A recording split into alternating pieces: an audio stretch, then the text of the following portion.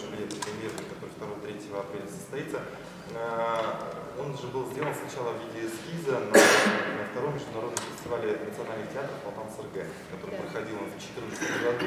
Формат фестиваля у нас немножко поменялся, и мы здесь представили такие лабораторные проекты. Да? Кстати, стенд там вот у нас лаборатория. И именно Сайжин представила сначала эскиз этого спектакля в рамках фестиваля, и, наверное, сейчас Сайжин расскажет все-таки тему. Про Ромео и Джульетту. Меня вчера спросили, а вам не страшно, наша журналистка спросила меня, а вам не страшно вообще брать такое произведение? И вообще, какая вы молодая.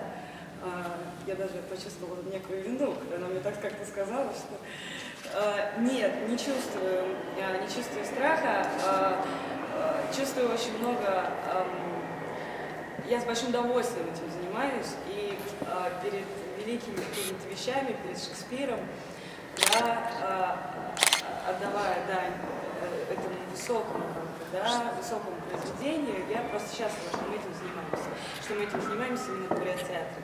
После ТЦГ, после того, как этот проект был показан, представлен на выставке Саиды Джамбаловой, Елена Ильдаровна, уже все, задача ясная, Ромео и Джульетта у нас на сцене будет, его надо ставить на бурятском языке. Кто бы перевел? Переводчика. Подумайте, ищите переводчика. Все. Я вышел за порог, так захотелось мне самому переводить. Зачем на стороне искать? Я все замолчал, тихо-тихо хожу.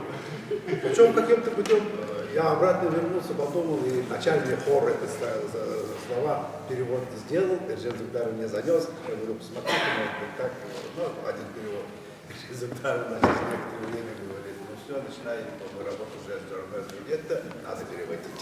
Это уже конкретно мне. И вот так я добился своего, как будто очень захотелось тогда перевести, и все-таки это так получилось. Вообще еще есть замечательная встретилась с Николаем Дмитриевичем, когда вот я понимаю, что в работе переводчика это очень важно, потому что в бурятском языке опять-таки есть свои такие нюансы, когда русское слово может иметь, не знаю, там 3, 4, 5 нюансов. Понимаете? И вот здесь уже вступает в силу актерское братье.